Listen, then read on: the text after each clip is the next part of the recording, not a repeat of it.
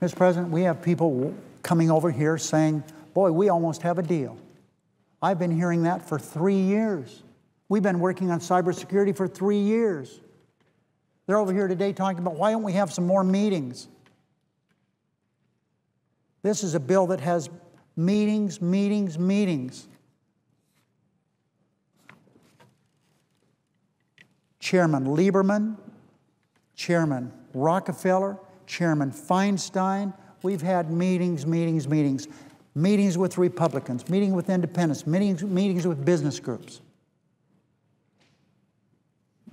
So don't come and lecture us over here about how my senator should vote. We know how important this legislation is. We know. We believe this legislation is more important than getting a pat on the back from the Chamber of Commerce. The Chamber of Commerce does not support this legislation. And that's why the Republicans are running like scared cats, because the Republicans won't endorse doing something that's good for our country. That is protecting us against attacks, cyber attacks. Mr. President, the statements made by the Republican leader speaks volumes. Volumes. This is another filibuster that could have been prevented by their working to get a list of relevant amendments. To show how serious the Republican leader is about cybersecurity, let's just take a few days of this week. We've been stalled and stalled and stalled in months past trying to get a bill. We could never get the Republican leader to endorse a bill. We worked with the White House. They came aboard. We begged, pleaded, let's do a bill together. No, no, because the Chamber of Commerce doesn't want a bill. The first thing we hear about cybersecurity, to show how serious they are, is they've decided, as one of their amendments, they want to repeal Obamacare. They did that on the last day of the month of July, when on the first day of August, all these great benefits for women kick in. Here, where we were standing a few minutes ago, the Republican leader said, I want to vote on Obamacare. And he walks out here a few hours later at the famous Ohio clock and says, cybersecurity, we should do it.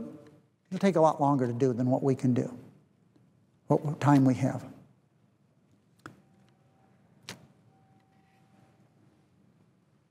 If cloture is not invoked today, it's for the reasons I've just enumerated, but principally because of the Chamber of Commerce. They're opposed to the initial bill because it was mandatory that these companies do something to protect America from these attacks from bad people. So Lieberman and Collins, the two managers of this bill from the Homeland Security Committee, said, okay, we don't think this is the right thing to do, but we won't make the provisions mandatory anymore. That's still not good enough for the Chamber of Commerce. A voluntary alternative is still something opposed by the Chamber of Commerce. The bill is, I have spoken, numerous other people have come to this floor and told how important this bill is. The bill that's before this body now, that we're going to vote cloture on, would be a wonderful step forward. No, it doesn't do everything everyone wants, but it's a good bill.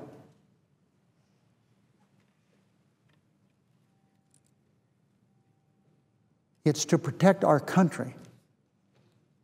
The leaders of our security of this nation, General Petraeus, General Dempsey, people working in the NSA,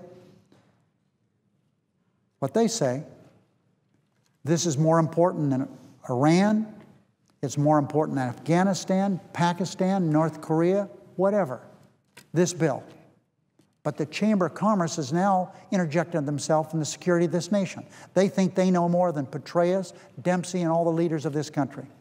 And they're telling the Republicans, vote against this. We'll get something better later on. Well, maybe they will. But right now, here's what we have. And I think it sends a very, very bad message to the country that Republicans are not willing to support this legislation.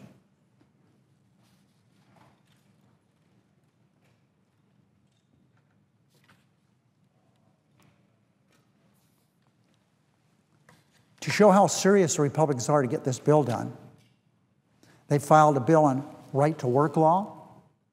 They filed an amendment, I said a bill, an amendment on repealing Dodd-Frank.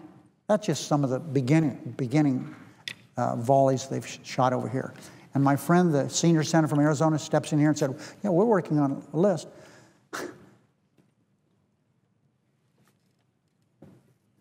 So, Mr. President, I am disappointed, perplexed, and somewhat confused about how the Republicans want to proceed. It's obvious until they get a sign-off from the Chamber of Commerce that nothing will happen on one of the most important security interests this country has faced in generations.